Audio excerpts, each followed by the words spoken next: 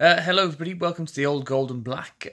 Just something a little bit different today. I've just been sitting here most of the day watching all of the football today, and I thought I did put it up as well on the community tab as well on my channel about possibly reviewing some of the other football that I watch, because I do watch most football that's on. I always have an opinion on it, so I thought I might share that. So today it started off with Norwich against Ipswich in the Old Farm Derby, the East Anglia Derby, which Norwich won 3-0. A little bit of Wolves' interest with Paul Lambert being in charge of Ipswich at the moment, and also the sort of Mick McCarthy situation there as well from last season that has some parallels between what happened at Wolves, because both teams now, it looks as if Ipswich will get relegated. They don't seem to be able to win or score many goals at all. So it looks as if that both times Mick has left, having had a long spell at clubs, that they've ended up getting relegated to League One. So that's quite interesting, I thought.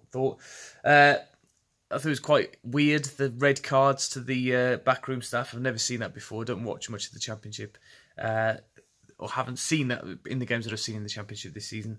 But it was very odd having the referee go over to those rather than just pointing up to the stand. But of course, Lambert as well, having managed at Norwich in the past and been arguably one of their best managers in their history. It was strange to see the reaction there.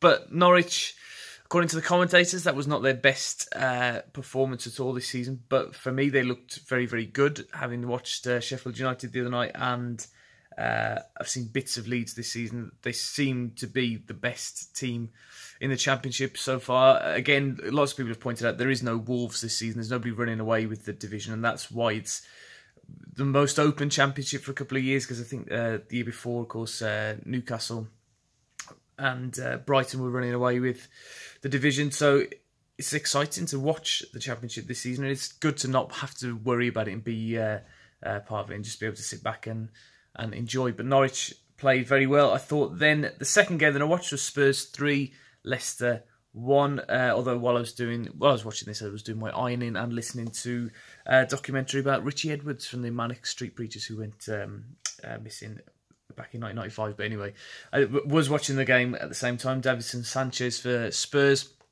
with their first goal, and then Vardy coming on in the second half and his first touch missing a penalty. I didn't feel confident that he would score it. I think James Maddison was lined up to take it before Vardy came on, and then Vardy stepped up, missed.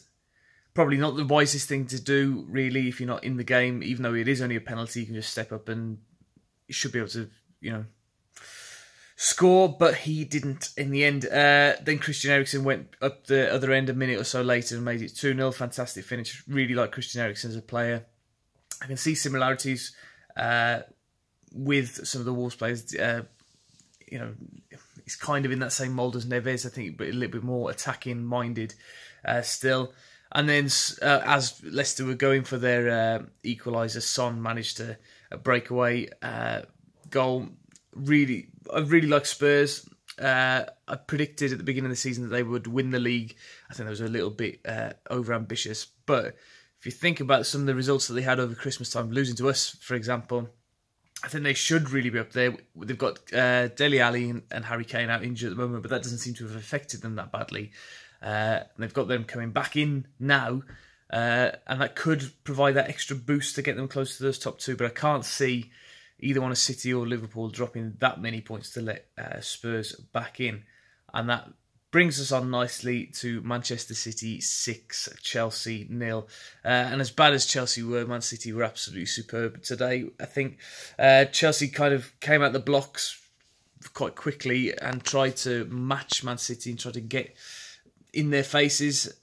And City didn't really like that. They made sure that Chelsea paid for that. A couple of early goals. Should have been more really in the first couple of minutes. Aguero missing an absolute sitter. Unbelievable that he missed that. But then 4-0 at half-time. I think credit to Chelsea a little bit. They fought back, but it was almost like those games where you see a team just completely fall apart, like Brazil in this semi-final of the World Cup back in 2014, where they just didn't know where to go. They didn't know what to do. And it was very, very, very strange to see a big team in Chelsea just completely capitulating. That's twice now in 2 away games for them.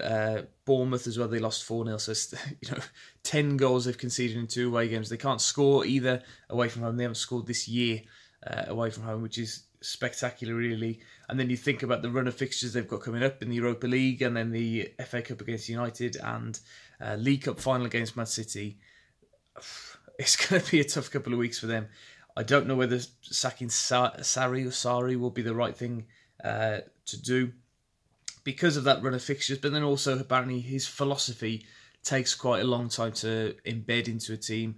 So there's no point if you're signing up for SARRI, you've got to give him 2 or 3 years, and then make a decision. I think from what I can understand from the Chelsea fan friend that I've got, he sort of said that the players are not good enough. The players are not up for playing this SARRI ball. They need to have a complete clear out in the summer, start from scratch next season, and then the year after that. But whether Abramovich, or whether he'll be there or not, is a different question. But whether Abramovich will have the patience to see that through, who knows? Anyway, I hope you enjoyed this different kind of video. Let me know if you did. Drop a like and subscribe to the channel for more, and I'll see what I can do with other videos. Wolves against Newcastle tomorrow, so don't forget to check back for a review of that game afterwards, and probably a live stream preview just before. Thank you very much. Cheerio.